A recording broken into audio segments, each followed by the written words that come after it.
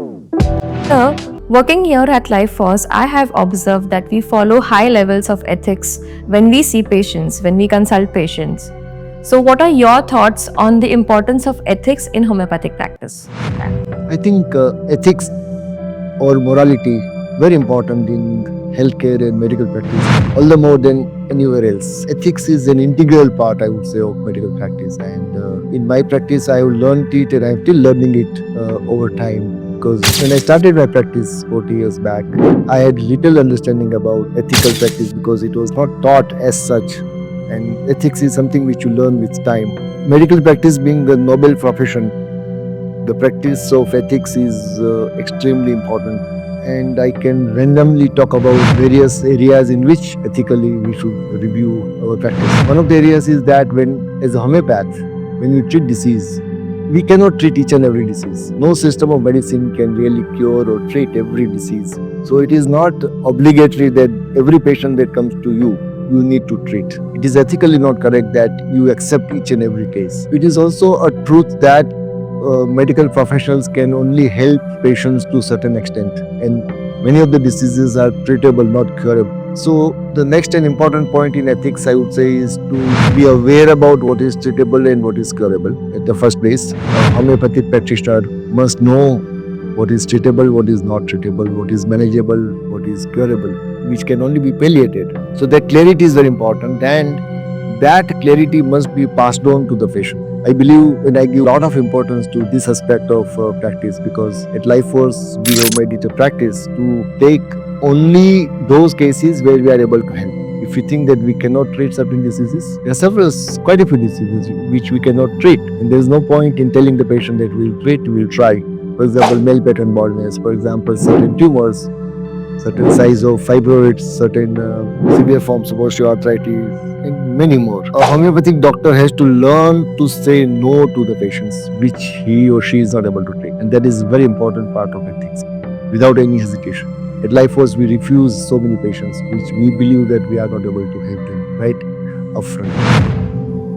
It is also important for a homeopathic doctor to explain the scope of treatment, how much relief is possible in a given place. One should also explain whether this disease is fully treatable or it may be taken into a remission. There are so many diseases which we can take into remission, and there may be chances of relapse. So all this understanding has to be passed on to the patient very clearly during the treatment. I remember when I was final year in Homeopathic Medical College, one of my teachers mentioned that the use of placebo in between the main homeopathic medicines, which is a common practice in homeopathy, that most of the homeopathic doctors, they prescribe placebo after giving a few doses of homeopathic medicines to fill up that time, and that was very well accepted by everybody, and even today everybody accepts this practice. But one of the teachers said that look, this is not ethical, and I did not understand that, and I did not really believe in what she was saying.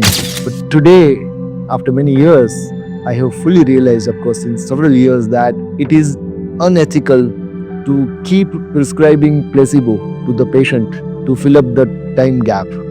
For example, if I have to give one dose of medicine of, say, sulfur or whatever carcinosin or puja, and then would repeat after 1 month or after 2 weeks, in between, one would tend to prescribe placebo to be taken once or twice in a day. That practice, in my understanding, is unethical, because you are giving something to a patient and the patient has a belief that he or she is receiving a medicine which actually is not. So use of placebo, in my understanding, is unethical. Some homeopaths, they tend to be very rigid about use of certain methods and certain forms of practice. For example, so-called classical practice, so use of one remedy or one dose. In that process of rigidity, they may prescribe a dose and then will wait for 2 weeks or 6 weeks and see if there is no improvement, then then another dose is given or another remedy is given. But in this process, there are chances that the patient may not respond at all for 4 to 6 weeks. So that much of suffering the patient may have, and that is considered unethical in my view. So one should not have certain rigidity in the practice which could effectively make the patient suffer longer. Many homeopaths in India, they do not prescribe the medicines, they do not disclose the names of the medicine. In my view, every patient has a right to know what medicine he or she is taking. At Lifeforce, we have practiced that Anybody who is willing to know the name of the medicine is informed, and that is also a part of ethical practice. It is patient's right to understand the scope of treatment and to understand the limitations. There are so many diseases, for example, cancer or rheumatoid arthritis or psoriatic arthritis, and many where the scope of homeopathy is limited to giving certain palliation or relief, symptomatic relief, partial relief. And it is important that that is precisely informed to the patient. Patient should not be kept under the dark with the belief that he or she is going to get cured with this medicine. I'm not asking you to become negative, but a clarity has to be given to the patient. Sometimes this clarity, if it is not possible to explain to the patient due to some reasons, must be given to the family members, and that I would consider as a part of ethical practice. And of course, as a matter of ethics, one should never refuse a treatment to somebody who, on the basis of finance or money matters. If somebody is not affording the treatment, one should not refuse the medicine, because homeopathy is not a business; it is a medical practice, very noble profession. At Lifeforce, we follow this rule that we do not refuse treatment to anybody if one does not have money to pay. In medical practice, we come across treating patients, and some of these diseases may not be treatable using homeopathy. For example, if I'm treating the case of eczema and the patient is coming with acute bronchopneumonia, and if homeopathy is not efficient to treat this severe form of bacterial pneumonitis, then without hesitation, patient should be informed and asked to take allopathic medicine or any other medicine which may be helpful to the patient. So the doctor should not have any hesitation to refer the patient to another specialty altogether, medical specialty or surgical specialty, depending on the case, because it is ethically not correct that you try to retain the patient even if you are not sure that your system of medicine is going to help the patient. Similarly, some diseases may require integration of allopathy and homeopathy together, and that doctor should have clear ideas and should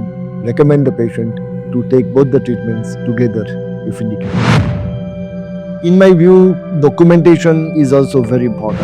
It is ethically right that you maintain the documents of the patient's details in a proper standardized format. Also retain photographs, medical reports, etc. as a part of documentation. And because without that, it is less likely that you would evaluate the patient's progress time and again. That also, in my view, is a part of the ethical practice, that you maintain a good, well-maintained quality documentation. Many times it is missed out in many people's practice. I've seen that. At Lifeforce, of course, we have digitized system whereby we have data, each and every case information right from the inception, right from almost 40 years. Even as for the NABH standards, one should retain every clinic should retain the documentation for 5 years, but then at Lifeforce we have practiced to maintain it forever. Sometimes it may so happen that when you are very ethical and mindful in medical practice, you might sound less confident to the patient. Patient might feel that, oh, this doctor is not very confident in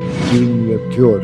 And as a result, patient might not start your treatment, might quit your treatment. But I believe that convey the message in the right way to the patient that, look, on ethical ground, it is my duty to explain to you the scope and the limitations of what I am doing for you. And even in that process, if it may so happen that some small percent of people may quit your treatment, then I think it is still okay with me, at least in my practice. That's what I have seen. Just to please the patient or just to make the patient feel more confident and make the patient stick to me, I would never recommend any form of unethical practice or misleading communication to the patient. I believe all in all that to be a good medical professional, an ethical professional, it's very important that we practice highest possible standard ethical practice in homeopathy practice. I hope this video will help some of the practitioners. Thank you so much for watching.